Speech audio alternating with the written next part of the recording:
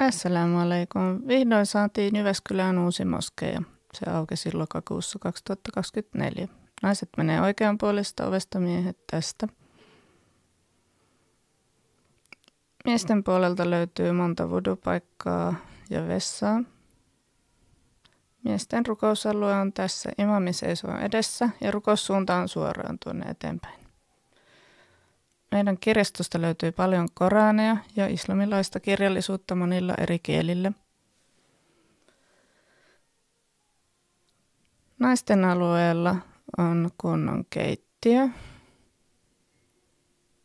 lastenhoitohuone, pieni leikkihuone ja myös monta vudupaikkaa ja vessat.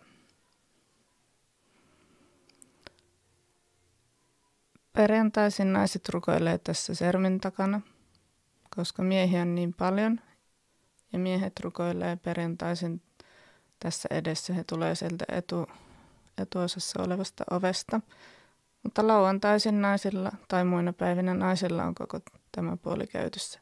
Tervetuloa, nähdään täällä moskeijalla.